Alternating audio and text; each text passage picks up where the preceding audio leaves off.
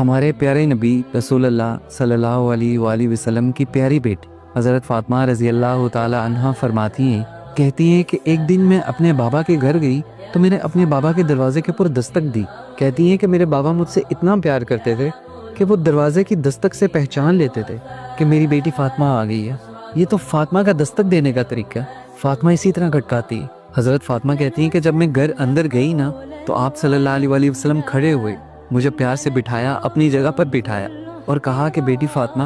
تم مجھ سے اس دنیا کی ساری دولت لینا چاہتی ہو نا تو لے لو، مجھ سے اس دنیا میں تم جو خواہش کرو گی میں تمہاری وہ خواہش پوری کروں گا، لیکن آخرت کے دن میں تمہاری مدد نہیں کر سکتا،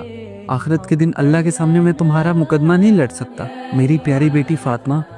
آخرت کے دن صرف اور صرف تمہارے اعمال ہی ہیں جو تمہارے کام آئیں گے۔ یعنی کہ آپ صلی اللہ علیہ وآلہ وسلم اپنی بیٹی، جان سے پیاری بیٹی حضرت فاطمہ، جو کہ جنت کی عورتوں کی سردار ہیں، ان کی لیڈر ہیں، جنت کی تمام پاک عورتوں میں سے سب سے پاک ہیں، ان سے کہہ رہے ہیں کہ فاطمہ، آخرت کے دن میں تمہارے کام نہیں آؤں گا،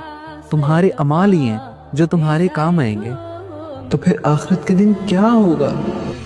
آپ کو معلوم ہے قرآن میں 2 دفعہ کہا گیا ہے، یوم یفر المرء من اخیہ وامہ وابیہ وصاحبتہ وبنیہ، جس دن بھاگے گا انسان اپنے بھائی سے بھی اور اپنی ماں سے بھی اور اپنے باپ سے بھی اور اپنی بیوی سے بھی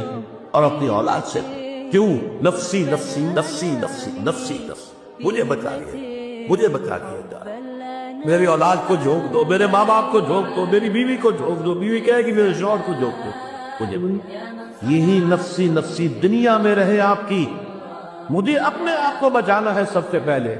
یا ایھا الذین آمنوا قوا انفسکم واہلیکم نارا، اے ایمان والو، بچاؤ اپنے آپ کو اور اپنے اہل و عیال کو۔